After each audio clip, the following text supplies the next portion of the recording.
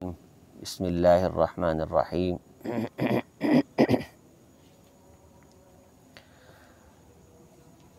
وَأَنَّ السَّاعَةَ آتِيَةٌ لَا رَيْبَ فِيهَا وَأَنَّ اللَّهَ يَبْعَثُ مَن فِي الْقُبُورِ۔ اور بے شک قیامت آنے ہی والی ہے، اس میں کوئی شک نہیں، اور بے شک اللہ تعالیٰ اٹھا کھڑا کریں گے ان کو جو قبروں میں ہیں۔ وَمِنَ النَّاسِ مَن يُجَادِلُ فِي اللَّهِ بِغَيْرِ عِلْمٍ وَلَا هُدًى وَلَا كِتَابٍ مُنِيرٍ۔ لوگوں میں سے ایسے بھی ہیں جو اللہ کے معاملات میں جھگڑا کرتے ہیں بغیر علم کے، بغیر ہدایت کے، ولا کتاب منیر، اور بغیر کسی روشن دلیل کے۔ ثانیہ اطفیہ، خود تو موڈے پھیرے ہی ہیں، لیضل عن سبیل اللہ، یہ ان کی حرکت اس لیے بھی ہے کہ خود تو گمراہ ہوئے ہیں، دوسروں کو بھی اللہ کے رستے سے گمراہ کریں۔ جو شخص یہ چاہتا ہے کہ لوگ گمراہ ہو جائیں، لہو فی الدنیا خزی، اس کے لیے دنیا میں بھی رسوائی ہے، وَنُذِيقُهُ يَوْمَ الْقِيَامَةِ عَذَابَ الْحَرِيقِ، اور ہم چکھائیں گے اس کو قیامت کے دن جلا ڈالنے والا عذاب۔ ذَلِكَ بِمَا قَدَّمَتْ يَدَاكَ، یہ عذاب ان کے اپنے ہاتھوں کی کمائی کی وجہ سے ہوگا۔ وَأَنَّ اللَّهَ لَيْسَ بِظَلَّامٍ لِّلْعَبِيدِ، رہے اللہ تعالیٰ تو بے شک وہ بندوں پہ بالکل ظلم نہیں کرتے۔ اللہ تعالیٰ نے مرنے کے بعد انسان کو جو جگہ ملتی ہے اس کو قرآن مجید میں قبر سے تعبیر کیا ہے۔ ضروری نہیں کہ قبر سے مراد یہی ہو کہ اسے کھودا جائے اور اس میں بندے کو دفنایا جائے۔ فرمایا ثم اماتہ فاقبرہ، پھر ہم اسے موت دیتے ہیں اور موت کے بعد فاقبرہ، اسے قبر دیتے ہیں۔ تو مرنے کے بعد اٹھنے سے پہلے جتنا عرصہ ہے وہ حقیقتاً قبر ہے۔ کوئی سمندر کے اندر غرق ہو گیا، کوئی آگ کے اندر جل گیا، کوئی ڈوب گیا، کوئی برف کے نیچے آ گیا، تو یہ اس کی قبر ہے جو مرنے کے بعد اور اٹھنے سے پہلے کئیوں کو جلا دیتے ہیں اور جلا کے ان کی راکھ کو پھر دریا میں بہا دیتے ہیں۔ تو جہاں تک وہ بکھرا ہوا ہے مرنے کے بعد اٹھنے سے پہلے تک، وہ سارے کا سارا جہاں قبر ہے اس کو وہاں عذاب ہوتا ہے۔ تو قبر ہمارے ہاں اس کی جو شکل ہے اللہ کے رسول صلی اللہ علیہ وسلم نے مقرر فرمائی ہے، وہ ہم زمین میں کھودتے ہیں۔ اس میں بھی دو طریقے ہیں، ایک بغلی والی کہتے ہیں جسے لحد سائڈ پہ ہوتی ہے، اور ایک درمیان کے اندر جسے پیٹ والی قبر کہتے ہیں۔ ایک گڑھا ہوتا ہے، اس گڑھے کے اندر پھر نیچے ایک گڑھا کھودتے ہیں، یا درمیان کے اندر یا سائڈ پہ۔ تو یہ ہے جو بغل والی قبر ہے، جس کو پورا گڑھا کھود کے سائڈ پہ کھودی جاتی ہے، وہ قبر اللہ کے رسول نے پسند فرمائی ہے صلی اللہ علیہ وسلم۔ نبی صلی اللہ علیہ وسلم کی قبر بھی ایسی ہی بنائی گئی تھی کہ ایک گڑھا پہلے کھودا گیا، ایک اس کے بعد اس کی دوسری جو ہے وہ دائیں سائڈ آپ کہہ لیں، اس سائڈ میں زمین کی طرف نیچے پھر ایک گہری وہ کھائی کھودی جاتی، اس کو پھر کچی اینٹوں سے، حدیث میں کچی اینٹوں کا تذکرہ ہے، کچی اینٹوں سے بند کر دیا جاتا ہے، تو اوپر والا جو گڑھا ہے اس میں مٹی ڈال دی جاتی۔ تو شہروں میں بعض علاقوں میں مٹیاں نرم ہیں، وہاں ایسی قبریں نہیں بن سکتی، کئی جگہ تھوڑی ہیں، وہ تھوڑی سی جگہ دیتے ہیں، تو اتنی بڑی اور ستھری قبر نہیں بن سکتی جس طرح کی عمومی طور پہ قبریں گاؤں وغیرہ میں بنا دیتے۔ اس کو نکالنے کے لیے مہارت بھی چاہیے ہوتی ہے، تو یہ خاص لوگ ہوتے ہیں غور کن، جنہیں قبر نکالنے والا کہا جاتا ہے۔ تو قبر کا جو عذاب ہے وہ جسم کو ہوتا ہے کہ روح کو ہوتا ہے؟ یہ فلسفے اصلاً اس لیے کھڑے کیے جاتے ہیں کہ عام لوگوں کو قرآن و سنت سے دور کیا جائے، دل سے ڈر اور خوف نکالا جائے، اور لوگ اپنی مرضی کے مطابق جیسے چاہیں آزاد زندگی گزاریں، اور وہ تصور جو ہے وہ ان کو راہ راست پہ رکھ سکتا ہے، وہ تصور بھی ختم کر دیا جائے۔ انسان جب مر جاتا ہے وہ اگرچہ سامنے پڑا ہو، اس کے دوسرے مراحل شروع ہو جاتے ہیں، اس کی روح کو فرشتے نکال لیتے ہیں۔ اگر تو وہ ظالم ہے تو قرآن مجید میں اللہ تعالیٰ نے فرمایا کہ اس کی روح سختی کے ساتھ نکالتے ہیں، اور اگر وہ نیک ہے تو فَأَلْقَوُا السَّلَمَ، اس کو سلامتی کے ساتھ نکالتے ہیں، اور اگر وہ نیک ہے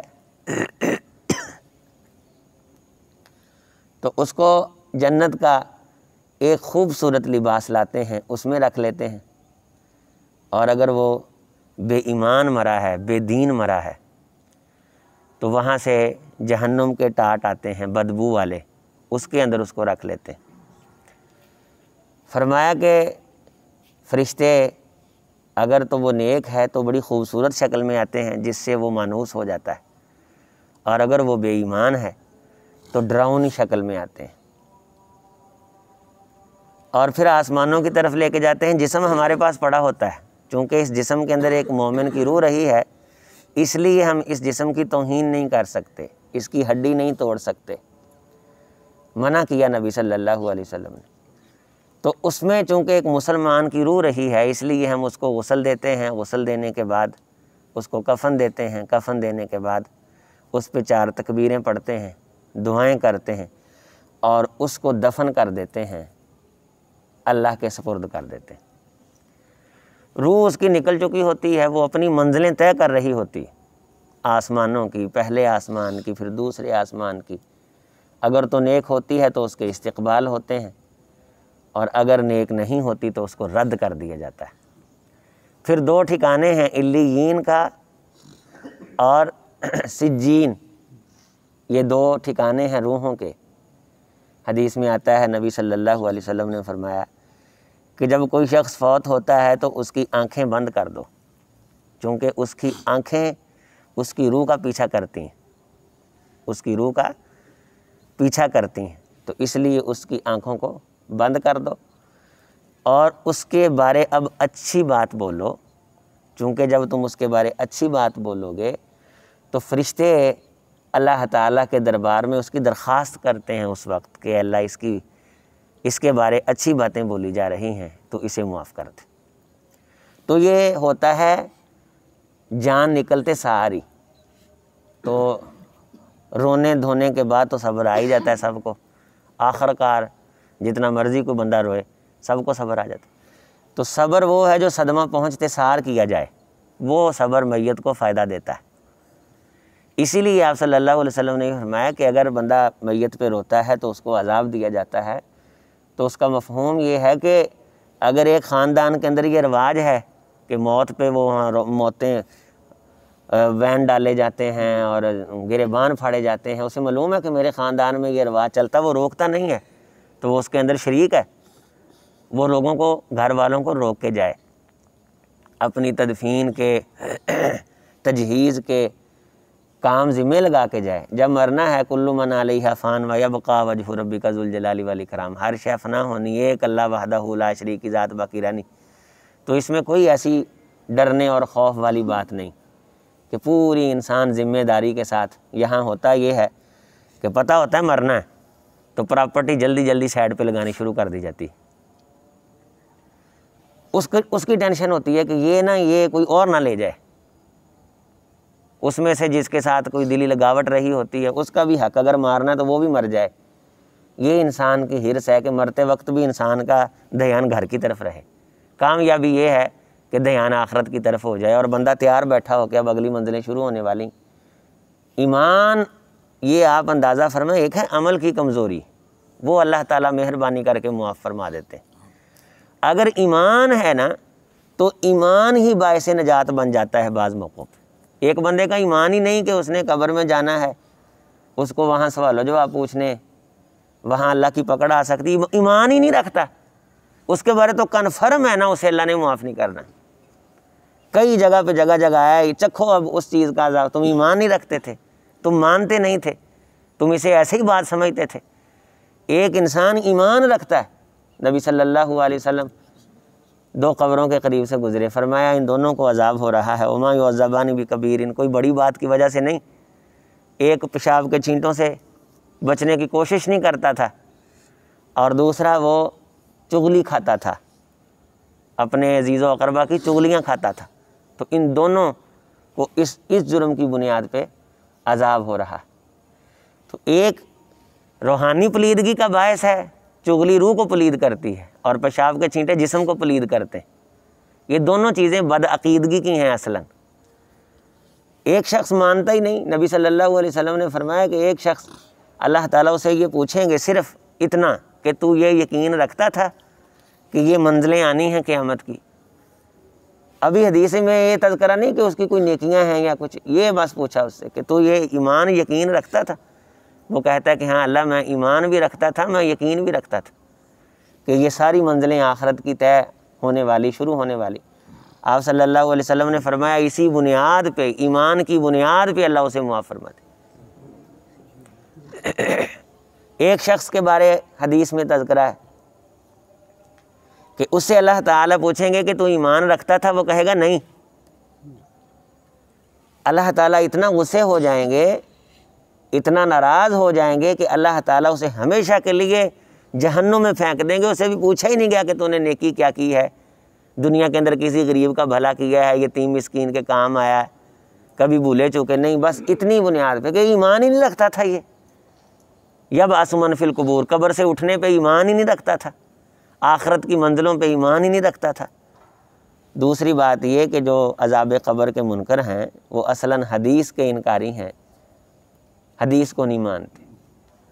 تو عذاب قبر کی کیفیت یہ ہے کہ اللہ تعالیٰ کے عدل کے ضابطے بے مثل و بے مثال ہیں۔ یہ عذاب اللہ تعالیٰ کی طرف سے اس روح کو ہی ہوتا ہے۔ جسم دنیا کے اندر تکلیف برداشت کرتا ہے، یہ جسم لباس ہے دنیا کے اندر روح کا۔ اس جسم کے ساتھ کوئی سروکار نہیں رہتا دوبارہ۔ پھر آگے روح کے معاملات ہیں وہ طے ہوتے ہیں۔ اور اصلاً جو قبر کا عذاب ہے وہ بنیادی طور پہ بدعقیدگی کی بنیاد پہ ہوتا ہے۔ ایک بندہ ویسے ہی بدعقیدہ تھا، بدخو تھا، جہنم کی کھڑکی کھلتی ہے۔ اور سجین جو ہیں وہ ہیں کون؟ وہ سارے گندے لوگ ہیں۔ تو حدیث میں جہاں گندے لوگ کہا گیا ہے نا، تو گندے لوگوں سے برادر لوگوں کی روحوں کے اندر بو ہے، تو اس بدبو کے اندر جانا، فرمایا کہ اگر اللہ اس بو کو اوپن کر دے تو دنیا مر جائے، اس بو کے اندر رہنا بہت بڑا عذاب ہے۔ اور جہاں علیین نیک لوگ ہیں وہاں خوشبوئیں آتی، پاکیزہ لوگ۔ یہ تو سیدھی سی بات ہے کہ جس طرح ایک بندہ نہا دھو کے اچھے کپڑے پہن کے خوشبو لگا کے بیٹھا ہے تو پاس بیٹھنے والے کو خوشبو آتی۔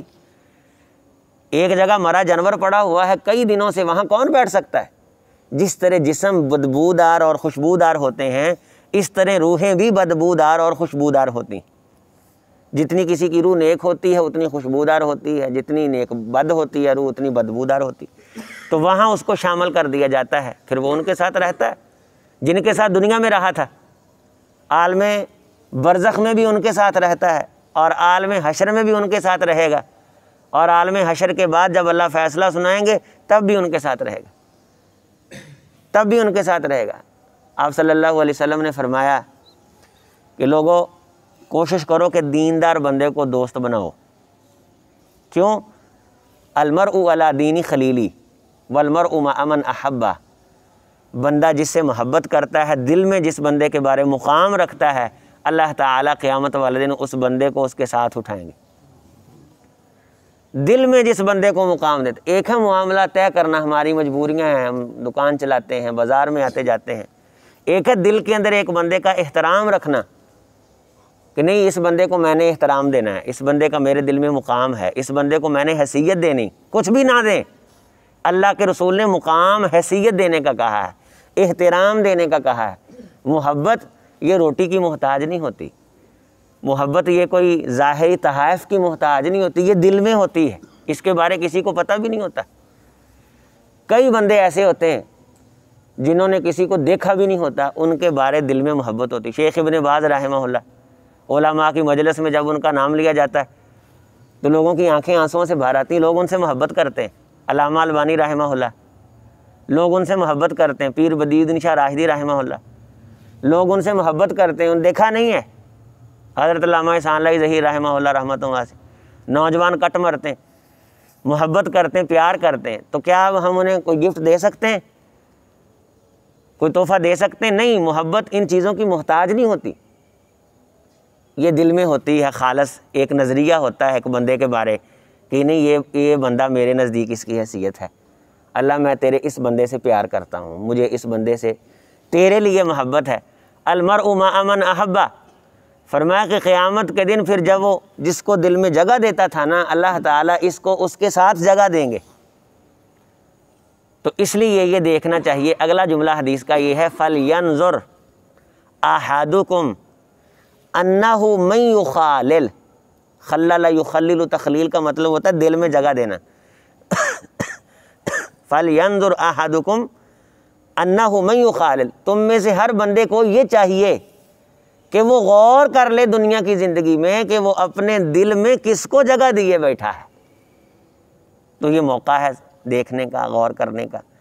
تو اللہ تعالیٰ وَإِذَا الْقُبُورُ بُعْثِرَتْ وَإِذَا الْقُبُورُ فُجِّرَتْ، قبریں پھٹیں گی تو نبی صلی اللہ علیہ وسلم نے فرمایا سب سے پہلے میری قبر پھٹے گی، تو میں قبر سے نکلوں گا، دائیں جانب سیدنا صدیق اکبر اور بائیں جانب حضرت عمر فاروق رضی اللہ تعالیٰ عنہ۔ حضرت موسیٰ علیہ السلام جب ہم پہنچیں گے تو اللہ کے عرش کا پایا پہلے تھام کے بیٹھے ہوں گے، شاید وہ بے ہوش نہیں ہوئے، یا بے ہوش ہوئے تو ہوش میں پہلے آ گئے۔ یہ حدیث میں تذکرہ ہے کہ شاید جب وہ تجلی علی العبر اللہ تعالیٰ کی فلما رآ، اللہ تعالیٰ نے اس پہاڑ کی طرف دیکھا، الی الجبل خر موسیٰ صاعقا، موسیٰ علیہ السلام بے ہوش ہو گئے تھے، شاید اس بے ہوشی کے عوض اللہ تعالیٰ انہیں بے ہوش نہ کریں گے۔